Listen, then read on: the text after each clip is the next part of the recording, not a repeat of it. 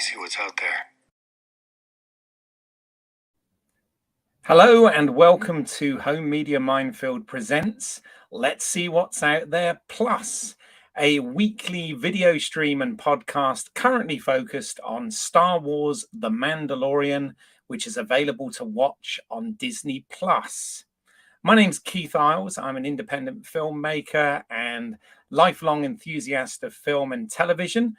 And in today's episode, we are going to have a spoiler-filled conversation around episode 3 of season 3, which is actually chapter 19, The Convert. But if you are new here, if this is the first time you've come across this channel, then welcome. Please do consider giving this video a like and subscribing to the channel and all of that good stuff, because it helps us get recognized by more people. And if you hit the bell icon, you'll get notified as and when new content drops. We specialize in film and television. We talk about physical media. We talk about various shows and movies. And we currently have a sister show running which looks at Star Trek Picard, which is also in its 3rd season. But anyway, to discuss this, I am not alone. I am really pleased to be joined, as always, by artist, writer, and Star Wars fan, Dr. G, also known as Graham Williams. Hello there. Hello there. How are you? All well, thank you very much. You? Yeah, I've got my Mythosaur mug protecting me, so it's all good. I've got my daughter was a bit miffed. I didn't show you last week. I'm wearing my Mandalorian PJ bottoms here. Nice. So yeah, a Christmas present. And considering that I wore them for the entirety of the episode last week and intend to wear them for the entirety of this particular episode too, rest assured they will be kept on. Yeah. My family were a bit miffed that I didn't show you, so there you go. Oh, well, there you go. Keeping everybody happy. For the benefits of anybody listening on the podcast, yes, they're really nice pajama bottoms with Mandalorian Mando on there. Yeah, they got Mando's helmet, and they've also got Grogu on there as well. So they go, and they're a dark grey, so therefore the colours really do stand out. Right, and I see you're also wearing your Darth Father t-shirt. Indeedy. One of my favourites from T-Fury. If you know that company, yeah, they do a lot of mashups. So Yes. The t-shirt I wore last week was a Star Wars and Japanese Edo period painting. So all that kind of cross-genre and culture mashups as well. I've got a few of these. So, yeah, for those listening, it's a really cool Darth Vader looking like Godfather. There you go. Yes, and we're not being sponsored by that brand. So unfortunately, unless they'd like to, of course, because obviously they'll be watching this, of course. Be good to dig into this week's episode.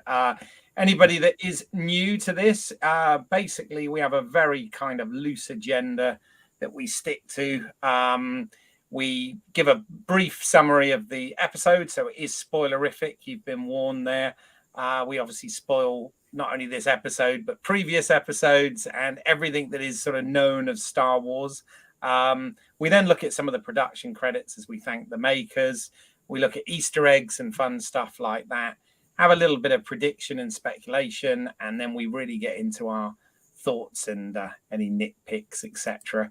on this week's episode. So with that out of the way, I think we'll jump straight into it. So Graham, you may fire when ready.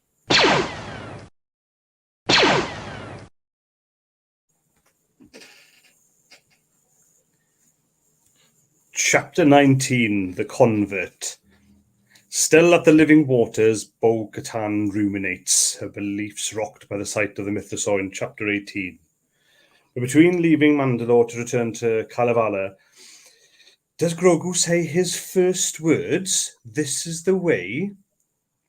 Before anything else is made of it, they're rudely interrupted by a swarm of TIE interceptors. A high-octane, zooming rush of a chase scene come dogfight over the seas and through the cliffs and rocky valleys of Kalevala ensues. But don't worry, R5 and Grogu are safe, mostly.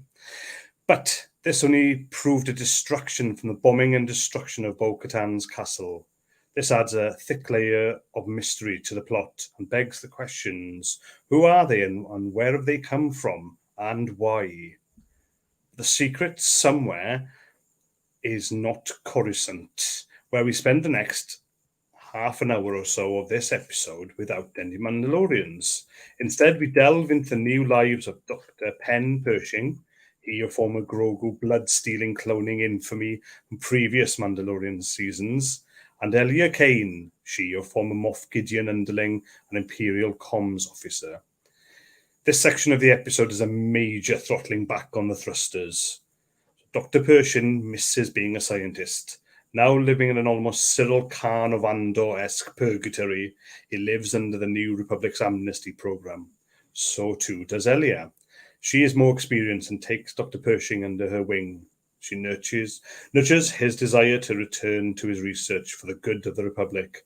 And so slowly through the episode, as we amble through the streets of Coruscant, Dr. Pershing is persuaded to break the rules and follow Elia to the dockyards as soon-to-be stripped ex-Imperial ship beckons, and a mobile lab for Dr. Pershing.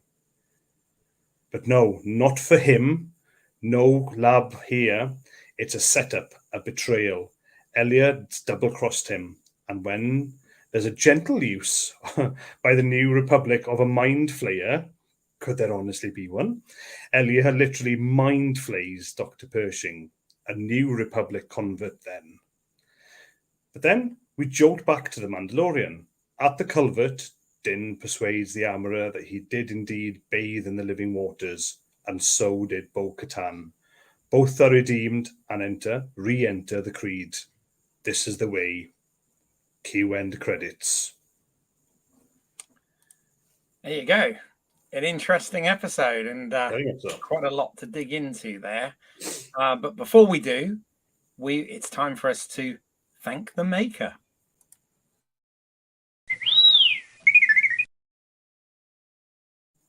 Alrighty, so this week's episode was directed by Lee Isaac Chung, who is an American filmmaker of Korean heritage and is actually quite a highly acclaimed director in so much as he is well known for directing the 2020 film Minari, which was up for the Grand Jury Prize at the 2020 Sundance Film Festival.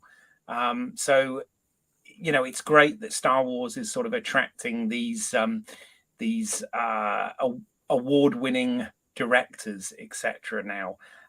So really good. I think he did a really good job with this episode. Obviously, a very interesting episode, very different to what we've previously had.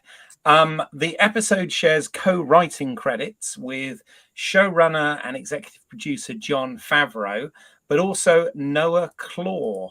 So looking at Noah's previous writing credits, it seems that he made his break into writing in 2014 with the TV movie The Wake, and then wrote for Alien Christmas and was a staff writer on the Book of Boba Fett before getting brought on to write or co-write this episode of The Mandalorian.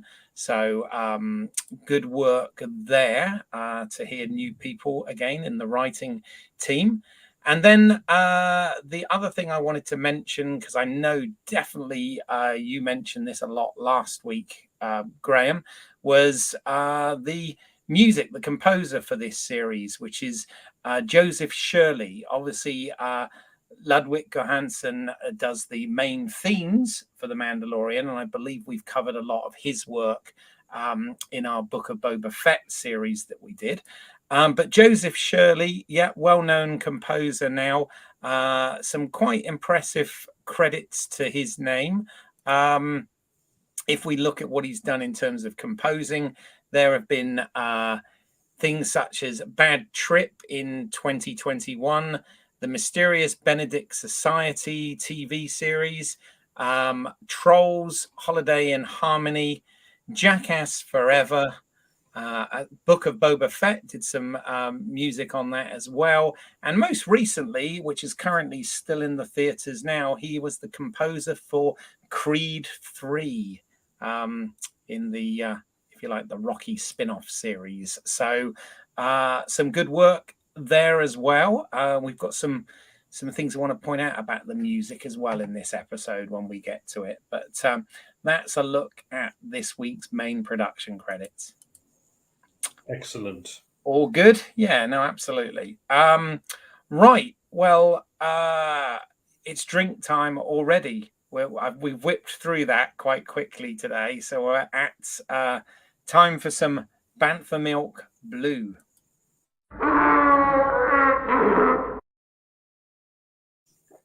We've got our drinks at the ready. Yeah? Indeedy. Yes. Yeah, we're on to the water now, the Bantha Milk Beaters. I'm still on the black coffee. Which, actually, what is it in the Star Wars universe? It's calf, isn't it? We do have a coffee equivalent in the Star Wars universe now, and it's calf. And so, eventually, everything will have a Star Wars. There you go. Aspect to it, right? So I've got my calf in my Mando mug. So we're all good. We're all good. Switched from Star Trek's Janeway to Star Wars calf. There you go. I like it. I like the connection. So, any sort of particular Easter eggs or any references to other films or anything like that sort of stood out for you that you want to point out first, Graham? Yeah. Apart from the obvious tie interceptors rather than fighters that we've got used to, which we had a hell of a lot of that at the start of this. We thought it was going to be an exciting episode. We really were nearly OD'd on old Star Wars geekery. It was quite exciting there. No, there was. Now, I spotted, I'm not sure if I'm making too much of it, but later on in this episode, when Dr. Pershing's been betrayed and he's literally lying down, just about to be messed with, or at least his mind, he says the word, "It's a trap." Yes. And he says it to a Mon Calamari. Yes. So I thought, excellent that the Admiral Akbar line was made. So I hope that was actually deliberate in there. I think it must have been deliberate. Yeah. I mean, it was too much of a, for that to have been a happy accident was like, really? Yeah. It seemed very, very on the nose, but still kind of wasn't silly. It worked, didn't it? So, yeah. Yeah. No, I know there were hints of through dialogue about which I'd never thought of it before, the cogwheels, which were the Empire's logo, getting rid of them in Coruscant, and of course Coruscant itself, but only kind of tonal references to Andor is what I got from the majority of this episode. So no Easter eggs, just the tone, as I said, the throttling back, the deliberate storytelling and the plotting there, but no others. So if you've got others, I'm excited to hear. Okay, well, I got a few. Most of these you've already mentioned, so I got a few images up there to sort of support this. So you're absolutely right. We saw the TIE Interceptor, which obviously first came into play in Return of the Jedi. In fact, one of the things I always loved about the TIE Interceptor was in Star Wars, in the first film, Darth Vader obviously has a different looking TIE fighter to the rest of the Imperials. And in my, beloved radio drama, they actually do say that it is a prototype fighter that he's in.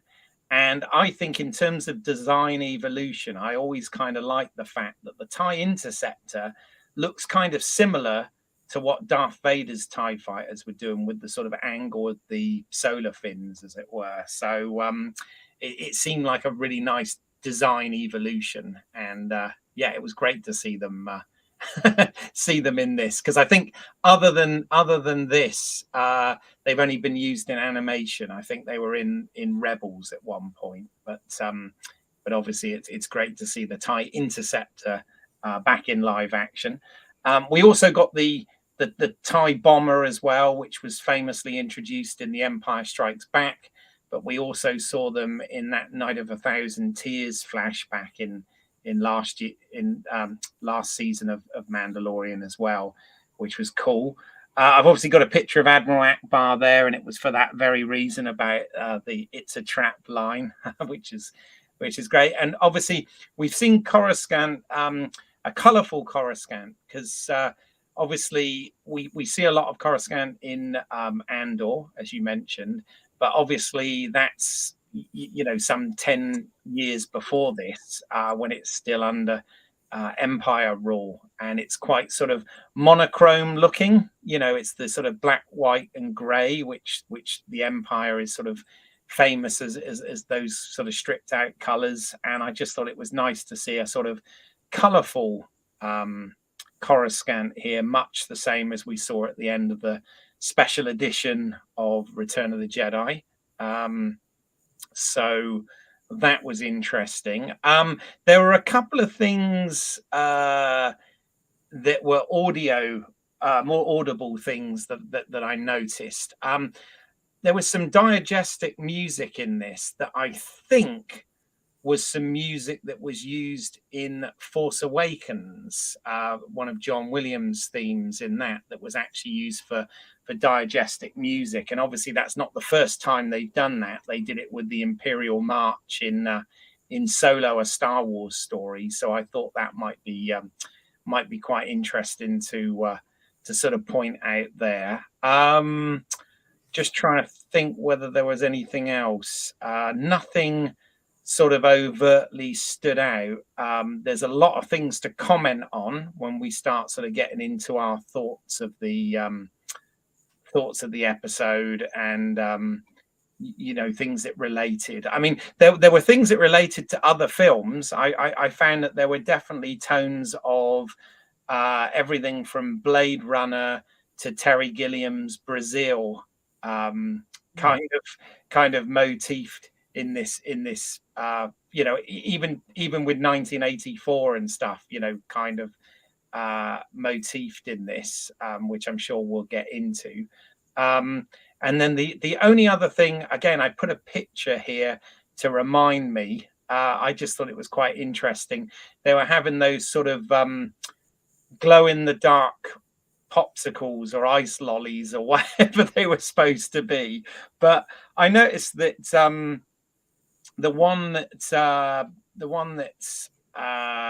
Elia Kane had glowed red, and I wondered if that was a little bit of foreshadowing, because the evil stuff when it comes to lightsabers and whatever is always red, isn't it? And I noticed she was eating a red, and she also mentioned that she preferred the red biscuits as well. So I don't know. Maybe I'm reaching there, but I just wondered if that was red has always been the color of evil, other than the traditional from the Westerns black and white from Star Wars, isn't it? So good point, actually. Yeah, so his was more of a bluish, wasn't it? So it was like yes. I don't know. As I said, obviously for a sci-fi show like this, everything is created. And everything's kind of looks the way it does for a reason. And I just wondered. I just thought, oh, was that a subtle thing that they gave her the sort of glowing red one, whereas he had the blue or the white or whatever it was. Let's go with it. Let's run with this one. I'm happy with that. Bit nerdy, but absolutely yes. But that's what it's all about, isn't it? Right. Okay. So I think yeah, we probably exhausted. I'm sure there are other little things like some of the design elements look like some of the old Ralph McQuarrie drawings, but again, you could say that of anything throughout Star Wars. So I mean, I certainly felt like we were in a different galaxy. Let's put it that way. And you're right. A different coruscant from what we saw in Andor as well. And I know that's something that again, that's a lot of my references will be to Andor tonight. Yes. It definitely will be. Oh yeah, It was a lot more glossy and a lot more lit and flashy in comparison to Andor as well. Yes. So, but we were still on the same city planet. We still had that. So yeah. I did also like the way in this that, I mean, we'll get into more of this when we talk about it, but you know, this city of 1 trillion people, as they've described it, but the way that we saw it was so built up that the pavement was level with the highest peak of the planet, which is kind of, because for a minute I thought, oh, is that like a sort of museum piece representing the actual peak of that mountain? But then I'm like, no. I guess the implication is that is actually the peak of the mountain, right? Which is absolutely, kind of weird, but I sort of liked it. I was like, wouldn't it be cold? But again, their whole atmosphere is probably you know, artificial. Everything's going to be there, and it's, you know, we could talk about maybe satire, some sci-fi satire here on the building of a city on a planet. Yes, and the ecology. But before we get to that, time for some speculation with Never Tell Me the Odds.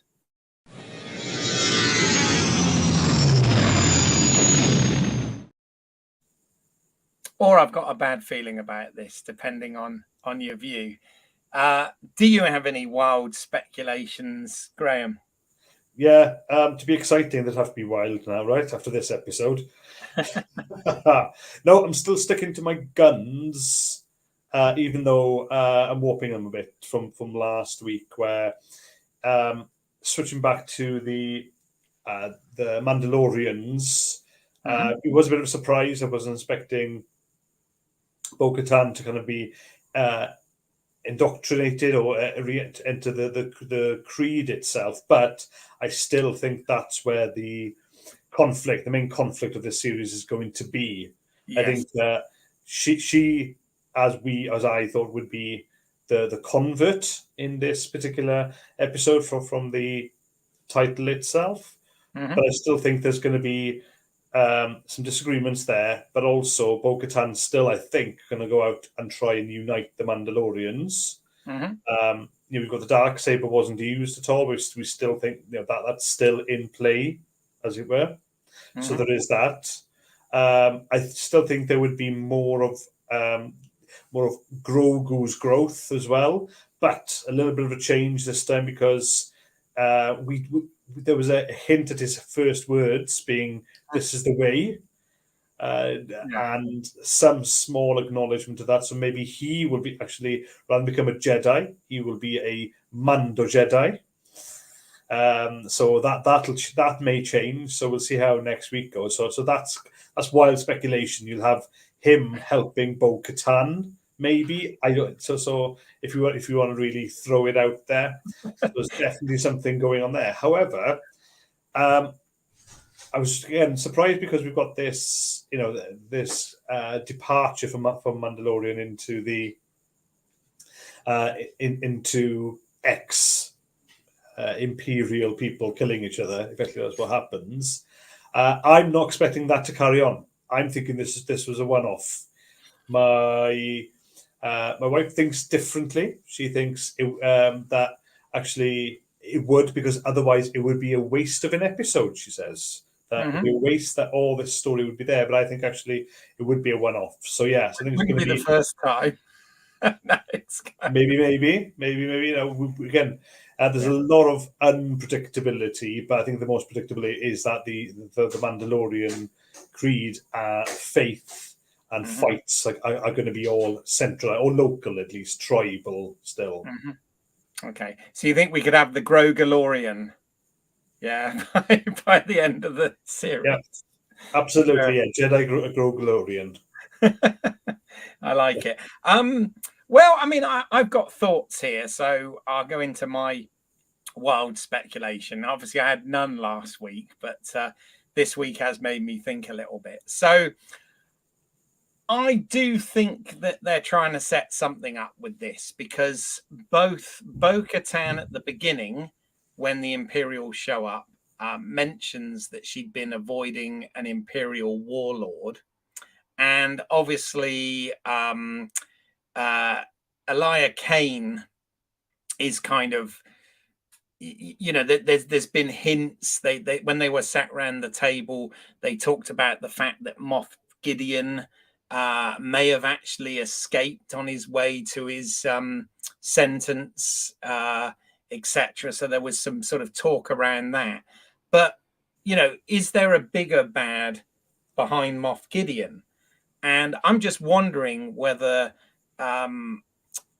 this is setting up in the last season, when we had Ahsoka Tano show up.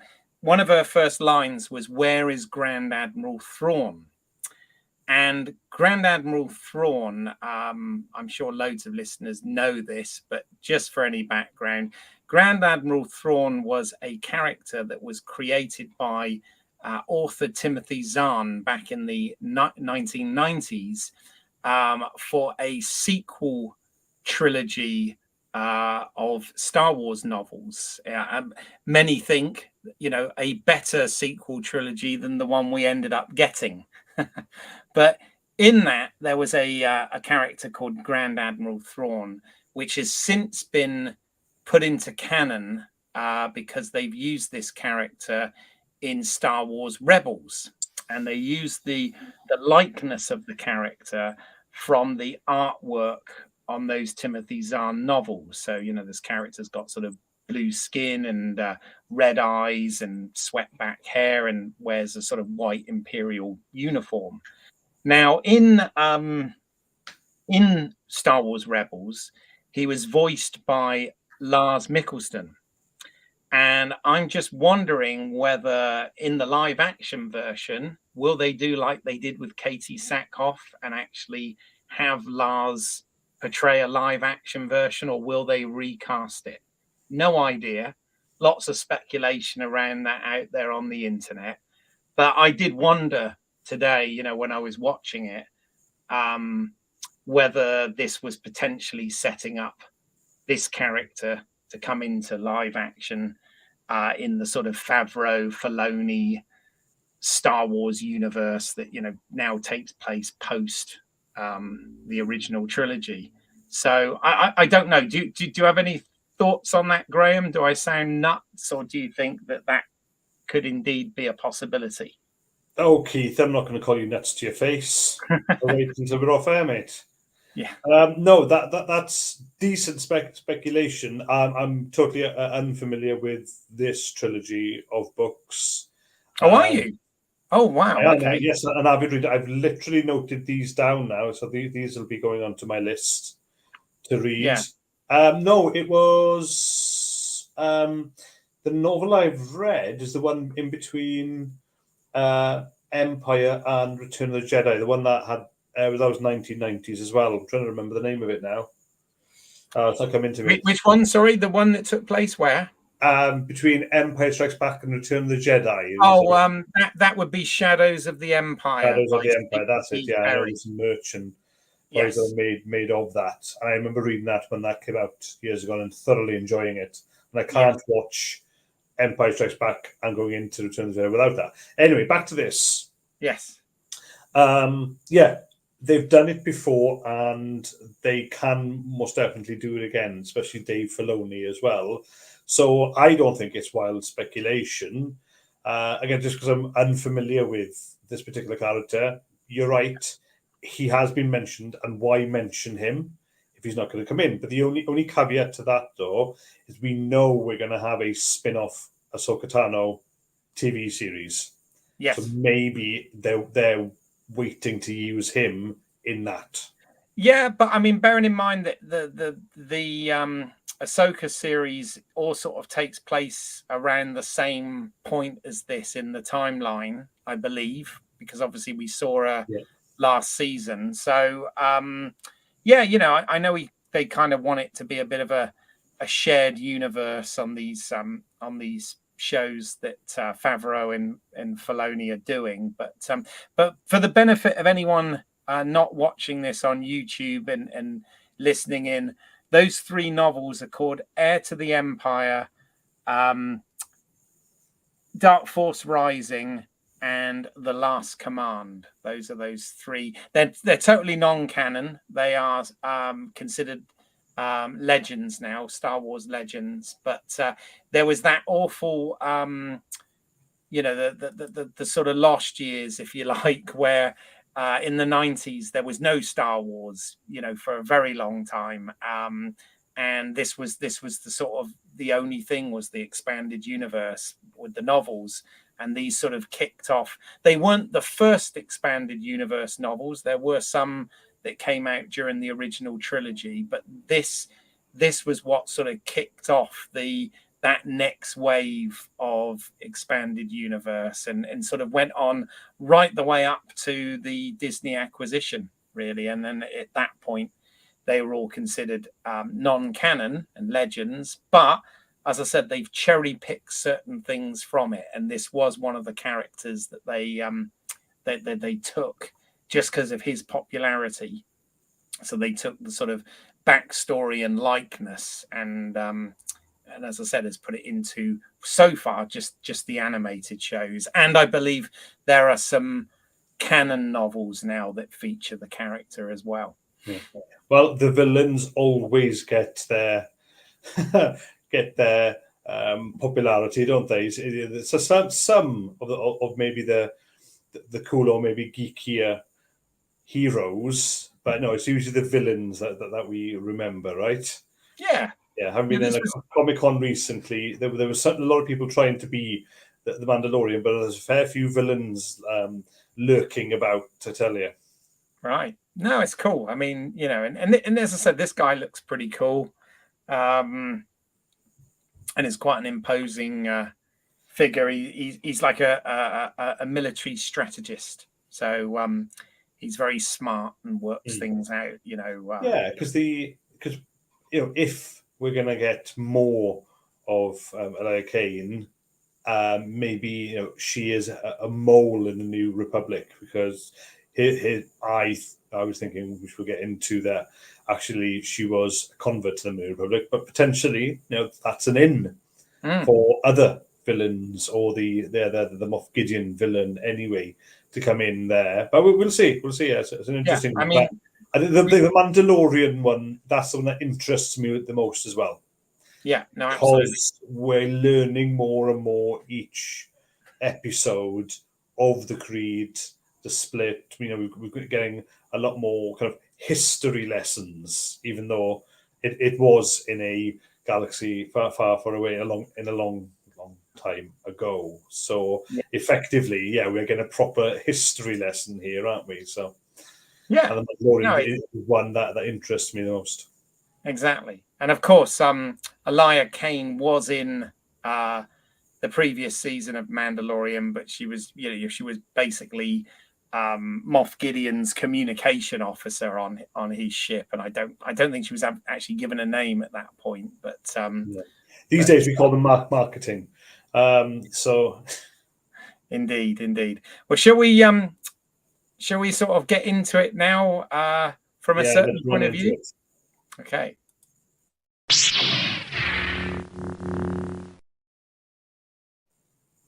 All right. So the lightsabers are out. Yeah. Well, as always, Graham, I'm happy for you to kick this off and start the conversation, and you know, we can sort of I can sort of chip in as and when. I mean, effectively, what we got here, I was thinking about this. We got kind of a 15-minute Mandalorian adventure, kind of bookending a 35-minute completely separate story on Coruscant. Yeah, it's and the New Republic itself, and the politics of it, etc., and the life of it. Yeah, that is pretty much it. So whilst that 35 minutes in retrospect was good, it was it was very well made. Let's not be broad about it. It was very well made. It had a story that beginning, middle, and a surprising end, most definitely. I question why it was in the Mandalorian. They went into the Book of Boba Fett territory here in going. There's left field, and then there's running off really into Farmer Giles's 10 miles away's field. This was a departure completely for me, which left me a bit cold, but it was only in again in retrospect, that I went, okay, yeah, that's a decent story there.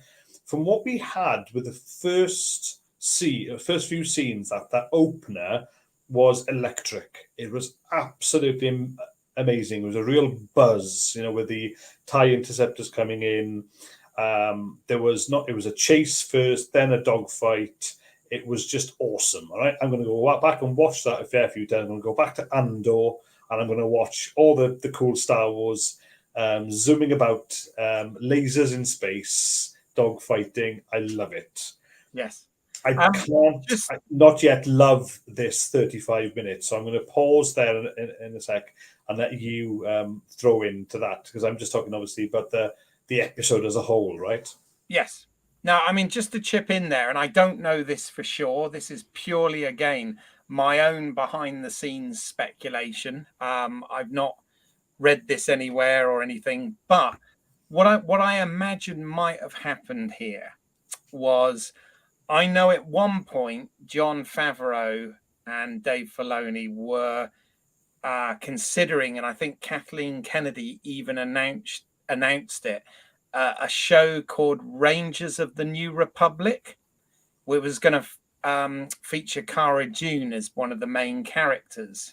Okay, and that, for all the politics and all the stuff that happened, that got shelved. Yeah, that's a whole nother story which we won't go into. Right, there's plenty online about it that people can read up on. But I suspect, and this is purely, as I said, conjecture on my part, but I would imagine that this episode, possibly Noah Claw, the co-writer, was part of the team that was writing for that show, and I wonder whether this was a potential episode of that was transplanted into the Mandalorian.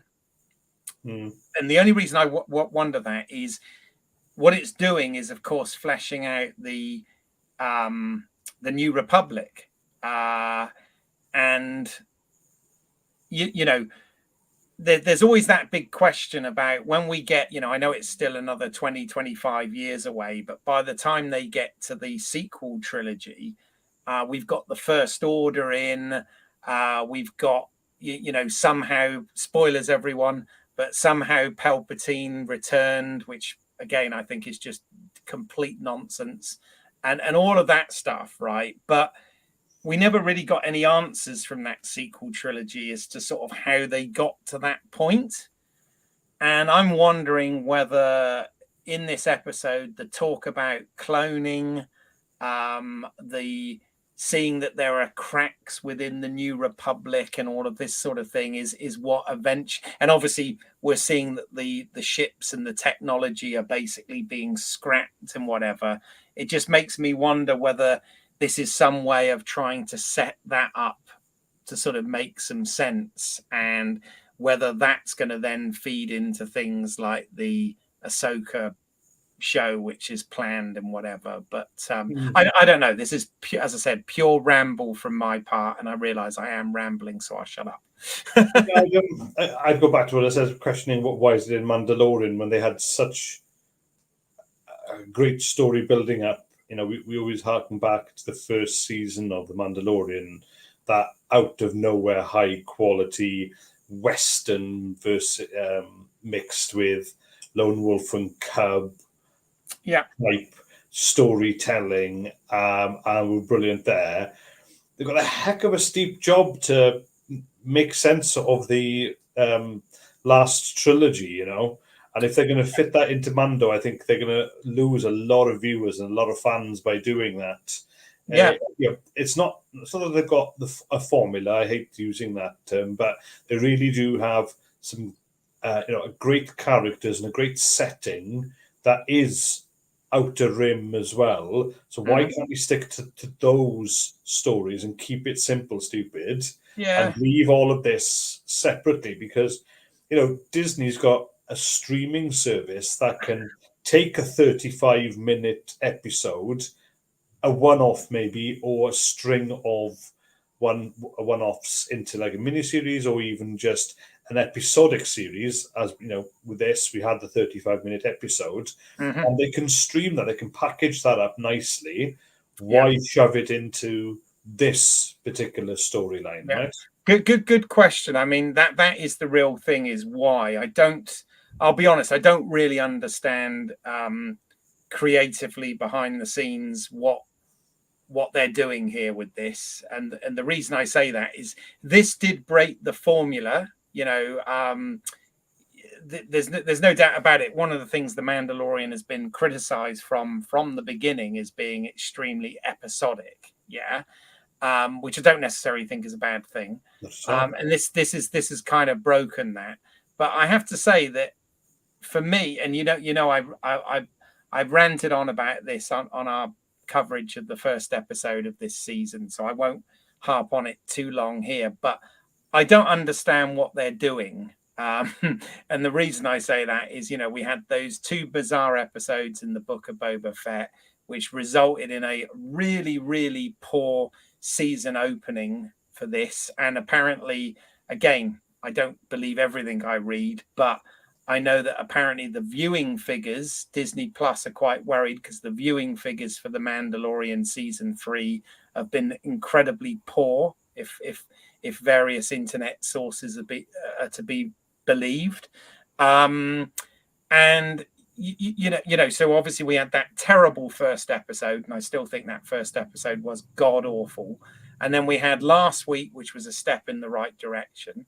We had this week, which started off incredibly exciting, as you said. I mean, some of the visual effects and action in that fight at the beginning, the dogfight, is some of the best that we've seen in all of Star Wars. I'd be as bold to say with that. Yeah, can't disagree with you on that one. Fantastic. And then we go into this, which in itself was quite an interesting story, and it was nice to see some of the differences, and some of the society, etc. But you're absolutely right. It's kind of why was this? Why did they do this? And that is the big question. It's not that this is bad. It's just why. Why did it sort of break the journey story that we were on with Mando and Bo-Katan?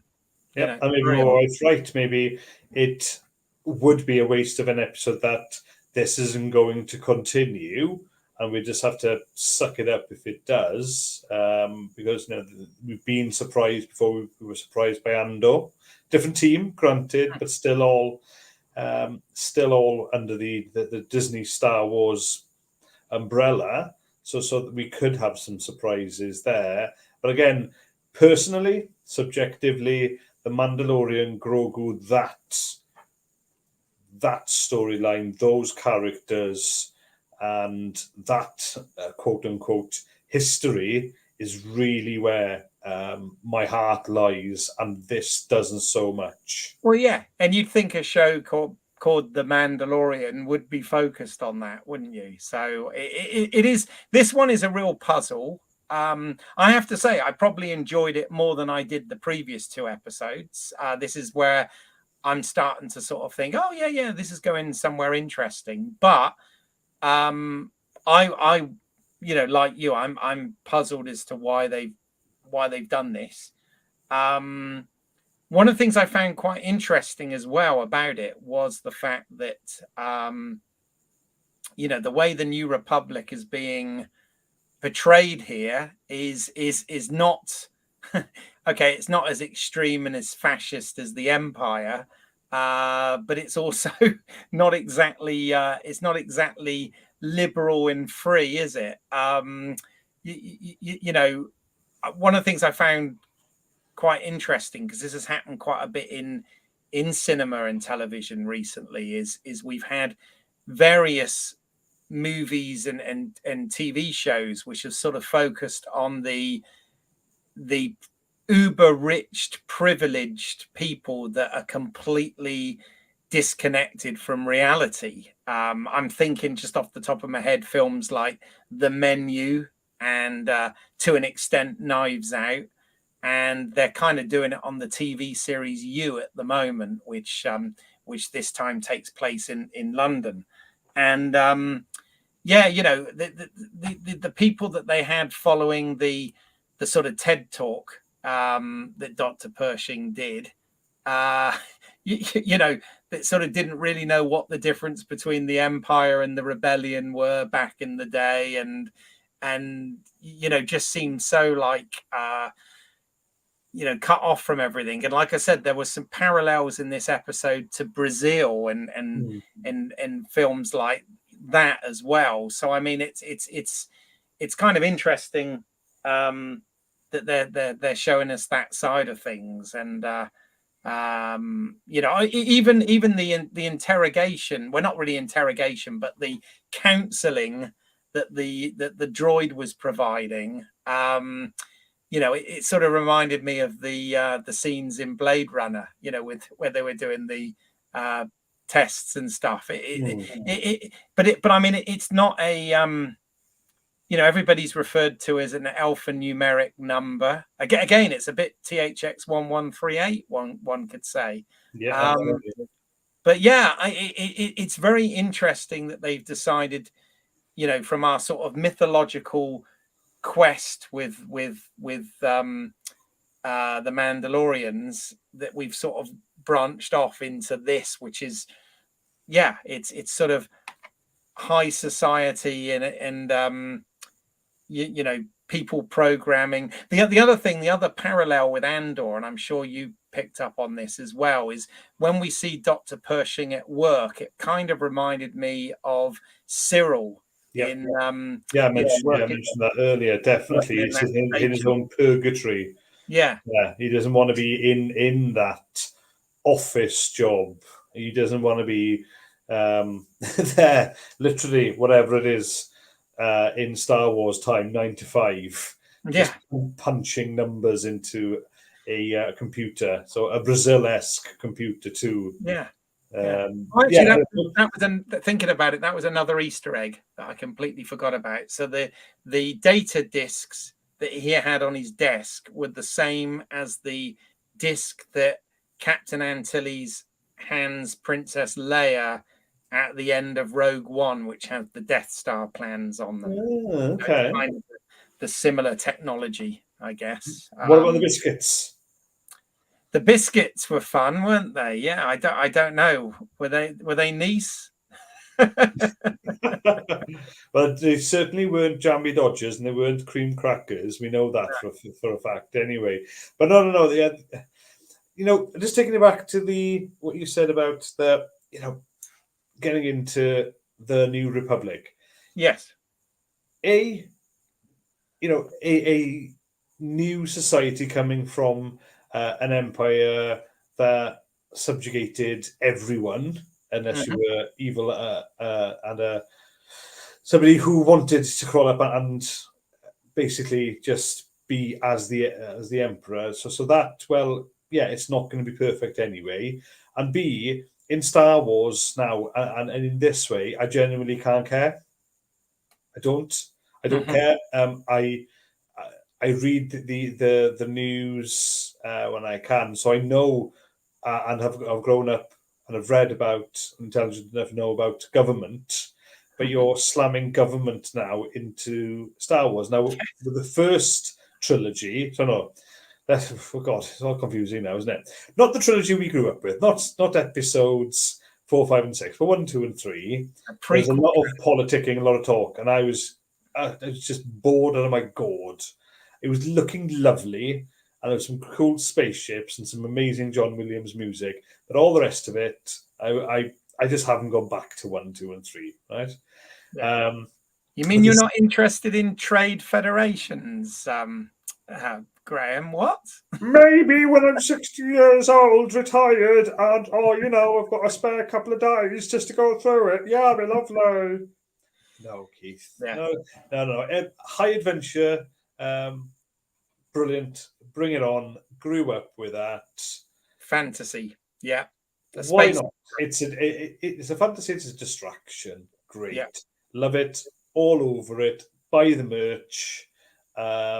Listen to the music whilst I cook at night. Wunderbar.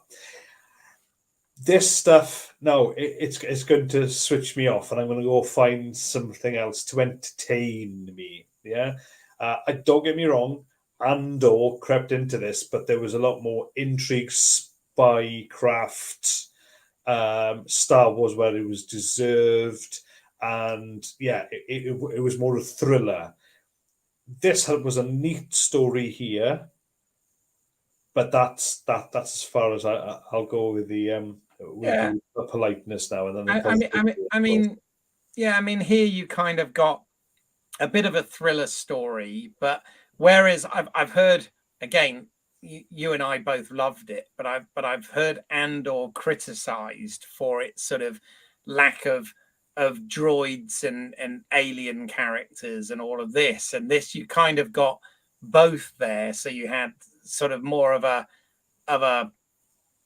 thriller, sneaking around type story, but you still had plenty of droids and creatures and aliens and all of that sort of thing in there as well. But yeah, to what end, I don't really know. I mean, obviously there was some talk of cloning, which again, leads to that question about Snoke and Palpatine and all of that sort of thing. Obviously, Dr. Pershing in the previous seasons was trying to extract blood from Grogu because of the high metachlorine count and everything. Again, we're going back to the prequels here. Yeah, and I discount that. My head canon doesn't have any of that nonsense. It's literally, I'm taking it from Obi-Wan's speeches, him as the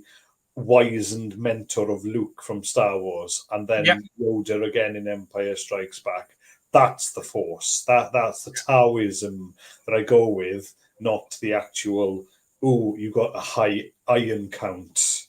Yeah. Or you've got a low iron count, eat some more spinach. I don't hold any truck with that within Star Wars. Yeah.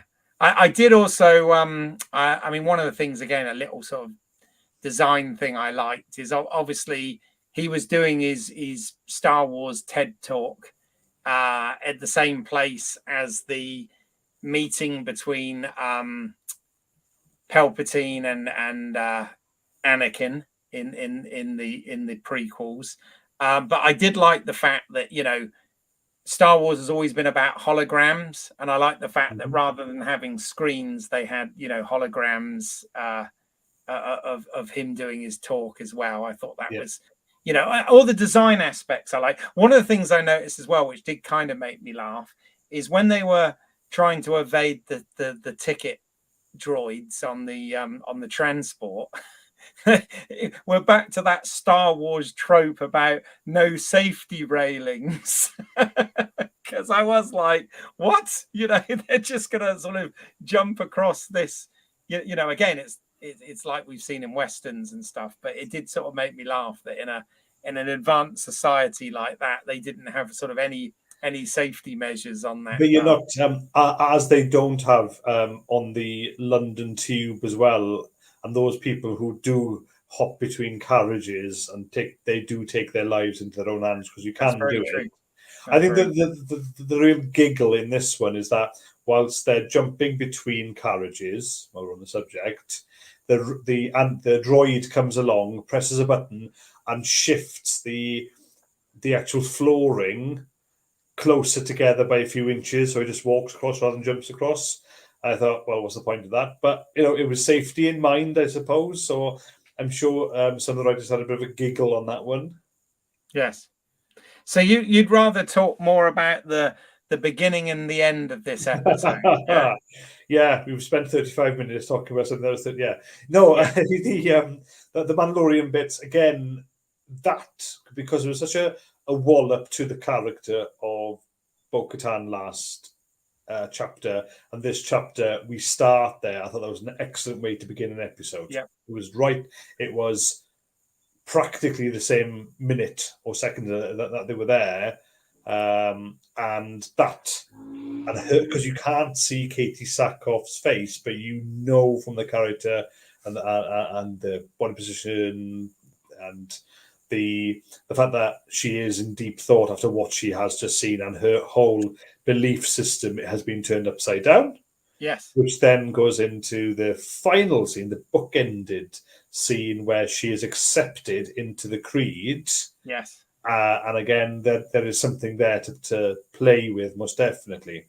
Also, we can't go an episode without cooing over Grogu, and maybe now a quantum leap in the fact that he may or may not have said this is the way as his first proper words. Yeah, I don't know whether it was that or my read on it was kind of like, because they both look, don't they? But then that's immediately before the TIE interceptors attack. So I don't know whether he'd force sense that and was trying to warn them, or whether he was copying what they said. I thought it was a direct copy because they both said it and he was attempting to do it. And Din turns around in a very paternal, a paternal look, right? Rather than an urgent look. I'm just showing you now paternal over a shock. I'll show you the shocked one, okay? Okay, shocked, and then the paternal one. Did you get that? I got it. Unfortunately, if somebody's listening on a podcast, they won't. But really good, Graham. Yes. Thank you. Yes. Top marks for the actor. But no, I mean, that whole thing is kind of interesting, because I think this episode, or the let's say this episode, those bookends, there were a number of ways that things could be read, because I was questioning. So Bo-Katan hasn't mentioned to Din about the mythosaur. Now, why do you think she's hiding that because she wasn't sure she could believe it herself, or do you think she's hiding it because she's got an ulterior motive further down the line? Now she's back in, because she kept her helmet on after dipping in that water, so she hasn't broke the getting back into the being accepted into the creed and all of that sort of thing. I just wondered what you think her end game is there. Do you think it's the former, I think. For those who believe and all of a sudden something has shocked them or has been shown to them, that there is a fact there, so their own truths, beliefs, their own faith has just been rocked by effectively a burning bush, even though this was just a giant mythical creature underwater, and a bush would just float there and not on fire at all, because it would just be the water would just put the fire out. But that is the Christian burning bush, isn't it? That's right. Here's the proof that God does exist to all the atheists. Yeah. No, it was interesting, and I actually did point out to Pete the other day on our Star Trek one that I missed a real trick with you. When you said about the last week the bug thing being a bit like the head out of the thing.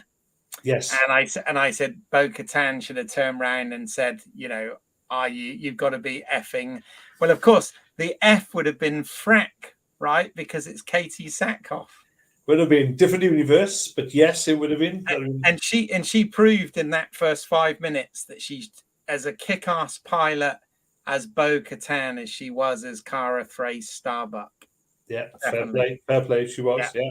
Very, very cool the fight. There was also that bit. Did it make you think a little bit of Batman as well when the Din Djarin's fighter goes up and stops and then does the dive?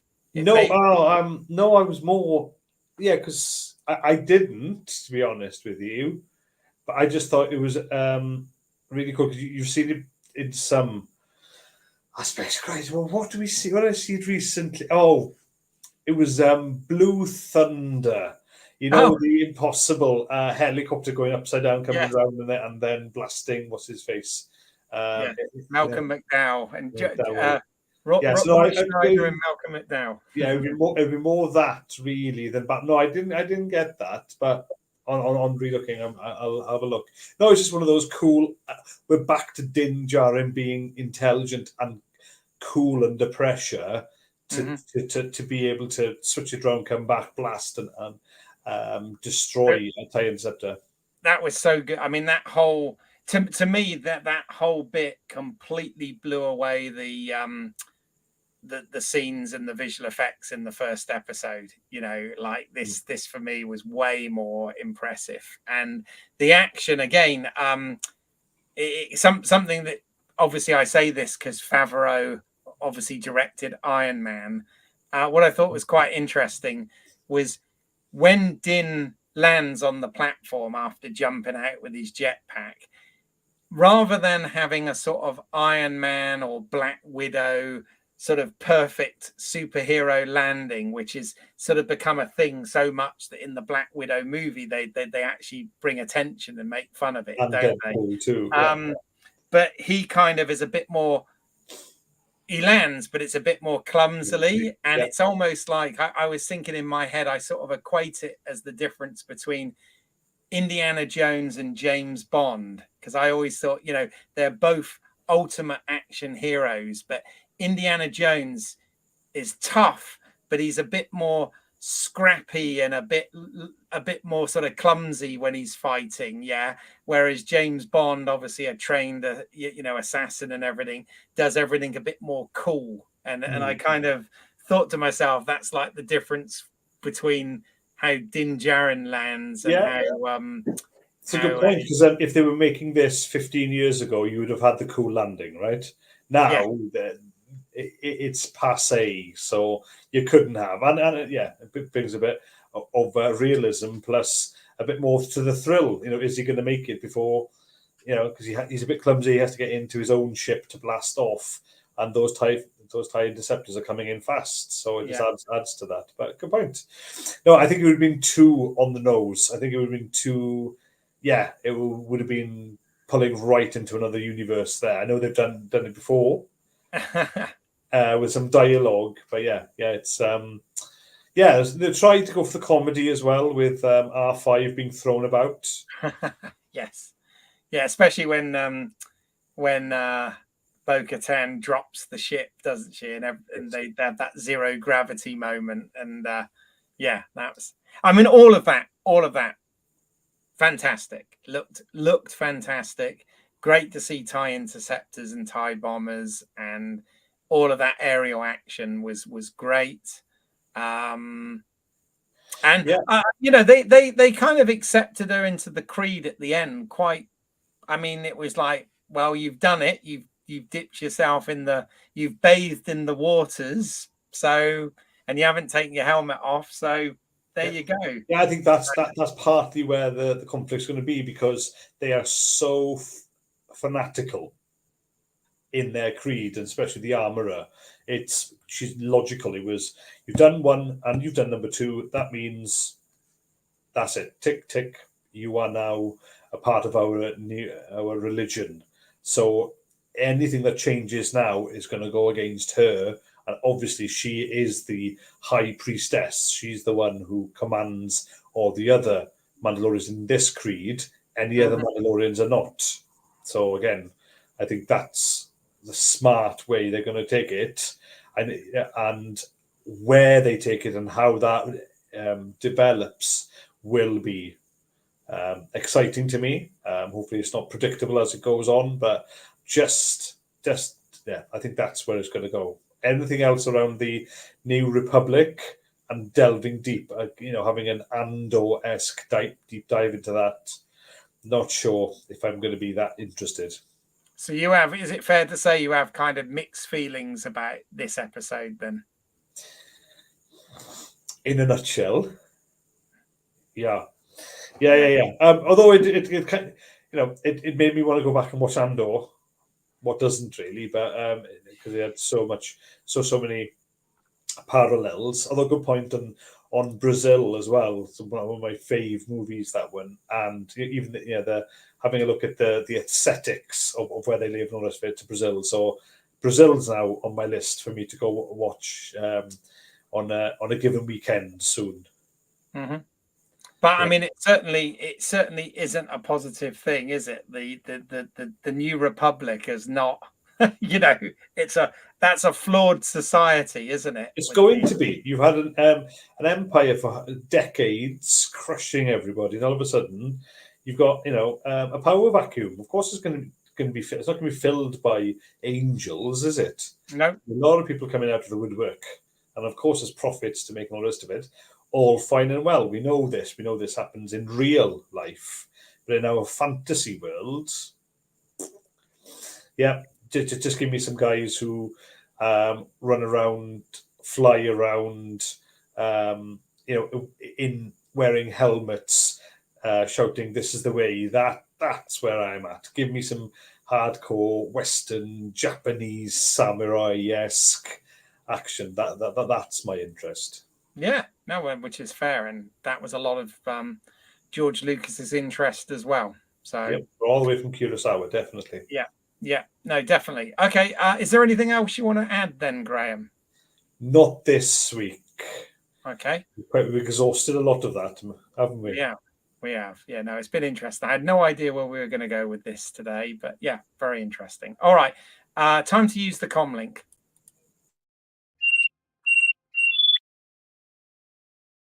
Okay, so if you've got this far, thank you. Appreciate you bearing with us. If you've got any comments or anything about this, you want to correct us on anything, or you've got thoughts, please do put it down in the comments section below, and I'll make sure I read it on the next episode. You can also get in touch with us at lswotcast@gmail.com. So let's see what's out there, lswotcast. You can also find us on social media at that as well. And obviously, you're already on home. Well, if you're watching us, you're on the YouTube channel Home Media Minefield. If you're listening to us on a podcast, please check out Home Media Minefield at Home Media Minefield on all social media.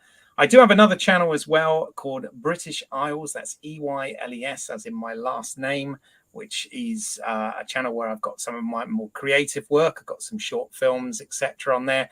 And as I've pre-mentioned, we have a sister show on this channel that I co-host with Pete Mealy, where we are looking at Star Trek Picard Season 3 currently. So, please join us for that if you like that sort of thing, and check out some of the other work.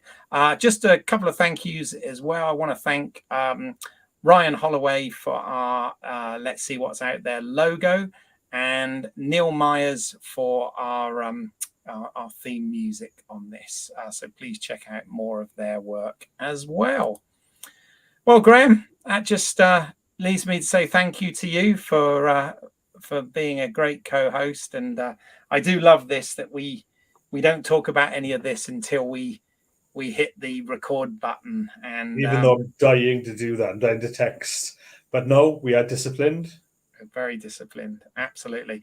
And so thank you, Graham, and we'll both see you next time on Let's See What's Out There. Bye for now.